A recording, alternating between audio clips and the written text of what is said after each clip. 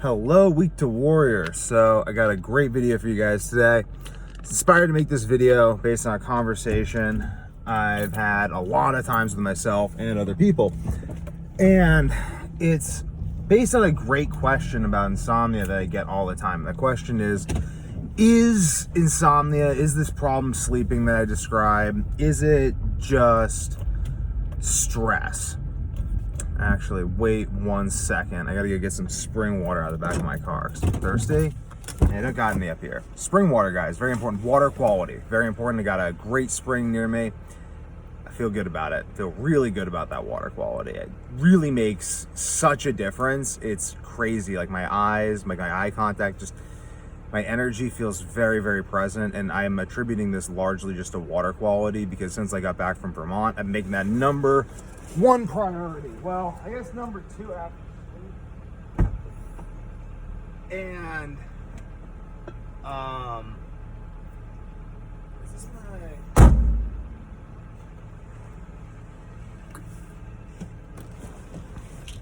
yeah, this is my last one of Vermont water, but filled these old kombucha bottles with it. But after breathing, sleep, even before sleep, water quality. We are mostly made up of water, so really critically important. I feel so good. My digestion works so well. Like everything works much better. Cognition, I need fewer electrolytes. Just everything feels and works better when I consume the highest quality water. And it's a free spring too. It's a bug fire on my car. It's a free spring too in the area, so that's the best part because I don't have to pay for it because a lot of these springs can get expensivo. So back to, is insomnia just stress? So depends on what you mean by stress. Let's break it down. So in a sense, yes. Yeah, it is. I mean, stress is reactive oxygen species in our body, and our ability to deal with these reactive oxygen species productively has, I would say, it's the greatest single variable predictor of health, is our ability to deal with reactive oxygen species or sudden bursts of reactive oxygen species.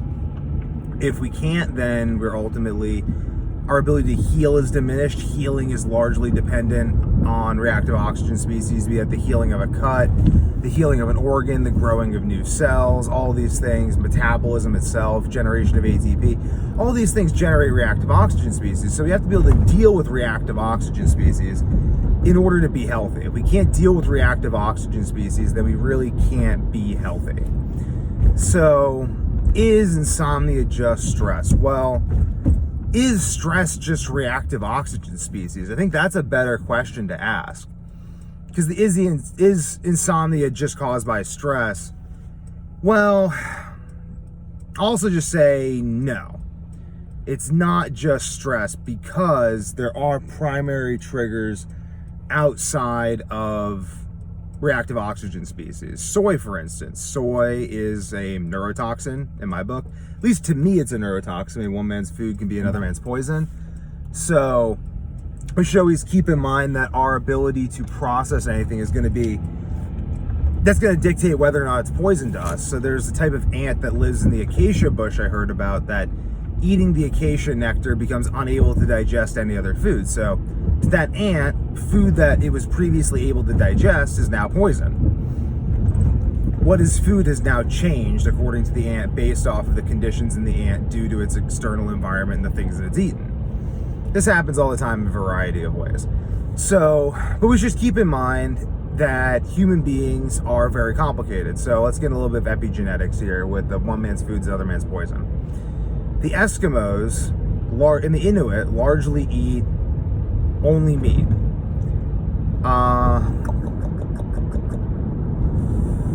I forget the name of the tribe, but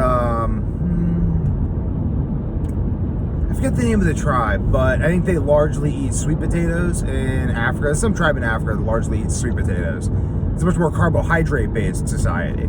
If you were to put the Inuit on a sweet potato-based diet, they would not do very well because their genetics, their epigenetics, their gut microbiome, the combination of all these things and just a whole bunch of factors that go as deep down as it probably gets are not accustomed to that, not used to that, not optimized for that. So an optimum diet for one person could be a terrible diet for another person. So we just keep this in mind when we're thinking about these sorts of illnesses. So insomnia can be brought on. I've seen it brought on by magnesium stearate, by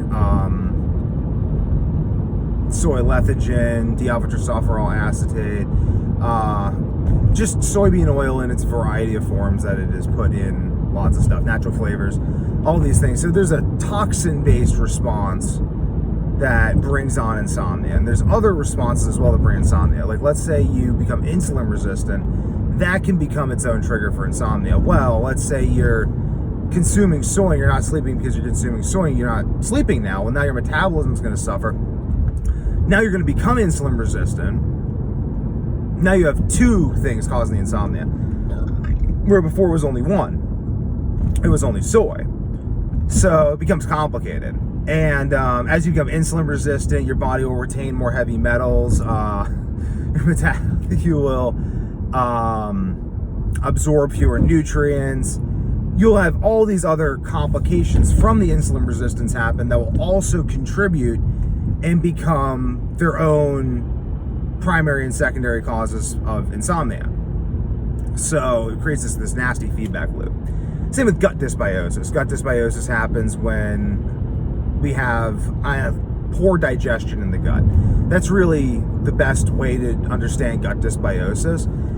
Gut dysbiosis can't happen unless you have bad bacteria present, but also, bad bacteria present, but also suboptimal digestion. If you're salivating properly, you're secreting the enzymes necessary to break down these foods, you're producing proper stomach acid, you're having proper responses, proper enzymatic responses to the foods you're eating, proper peristalsis through your gut, then it becomes harder for fermentation, bad bacteria to SIBO, these sorts of things to take hold.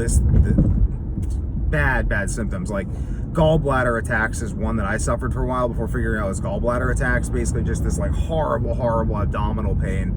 It just lasts like days and just like hard to pass stools and just like compacted, and it felt like gas, and like it just like this bubbling like in my gut as my gut tries to like I don't. That's a whole video in its own, but gallbladder issues would be kind of reoccurrent, and I'd wonder like, why am I having these gallbladder issues? And it was largely SIBO driven. SIBO, poor digestion. Since I've made digestion, and as long as I keep making digestion, my number one focus for eating, my number one goal of eating is to have optimal digestion. My second goal is to have optimal metabolism, which is not possible without optimal digestion. And then my third goal is to have optimum nutrition. If I hit these three goals, then I will, and my fourth goal is to time all this so I can have metabolic peaks and sleep properly and everything. But basically, if you're not digesting food properly, then it's going to sit in your gut, it's going to ferment, and then you're not going to absorb nutrients, your metabolism is going to have issues, you're going to absorb endotoxin from the bad bacteria in that food conglomerate sitting in your gut. You're going to have all these issues, and endotoxin's bad. Like I notice this when I have gut issues, like my gut's not digesting food, breaking down food properly, and my brain just shuts off. Like it's just like just brain fog, and it's like this screen over my thoughts. I used to just take tons of supplements and stuff and try to like plow through it. It would kind of work, but now I basically just take a low dose of caffeine to kind of clear my gut out, take some herbs maybe to clear my gut out, a lot of green tea to clear my gut out, drink a lot of water, and fast, and then consume easily digestible foods, namely raw milk, and that fixes it much better than the supplements did, because the supplements were just kind of backing me up even more because those weren't digesting properly. Because again, there wasn't digestion, bad digestion was taking place. And then bad digestion fuels dysbiosis, fuels reactive oxygen species. So it's this stress response that involves all the systems of the body as well, like hair hanging down off my chin. It's interesting. It's like, doesn't really know what to do there. But you get these like systems as feedback. So what happened is I get sickness, and then I have a general disposition toward insomnia anyway, because my HPA axis is just probably very dysregulated from having these sleep issues for so long. So that becomes its own sort of a thing, just an instability in sleep. Like that's my weak link, sleep and gut. So consume soy, get sick, any of this stuff. I mean, as long as I'm aware of what's going on in my body, and if like I'm start getting sick, I back off. Where I run into issues is where I'm like getting sick, and this is where I ran into issues like 2 weeks ago. I was getting sick, and I'm like, no, will not stop. I'll just eat more food so I have energy, because I should have just like fasted and rested in bed, but I was like, I'm just gonna eat more food and so I have more energy. And then like my gut was already not feeling it. I was already having like crap sleep, so my gut was like not feeling it, and then just like started throwing up. My gut goes even worse. Actually, the food sat in my gut, and then I ate more food later, and then that food I threw up. The other food I diarrheaed out, but not before it produced endotoxin and made me just stay up. And then that pushed me over the stress response. I was just overtaxing myself like a fool. Again, like I do this thing, and like I'll just let these cars go past, and I'll just pull around because it's just a beautiful drive. But I do this thing. Everyone does this.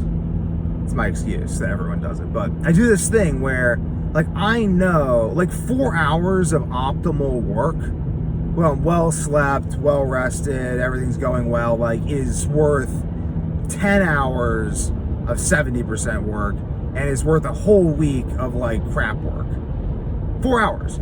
So my real goal, like let's say like I'm feeling like crap, let's say it takes me 2 days to get to a point where I'm feeling good, and then I get like 4 hours of productive work one day, 8 hours of productive work another day, and 4 hours of productive work another day. Well, those 16 hours of productive work represent way more than just the dirt mode. And anyone understands this. Like if you understand, like if you're hurrying, you just create waste. You have to like slow down, do things the right way, and that requires a certain presence of mind. The first thing we must do is sharpen the axe that is ourself. So if I just take care of my body, I take care of myself, then everything is fine. But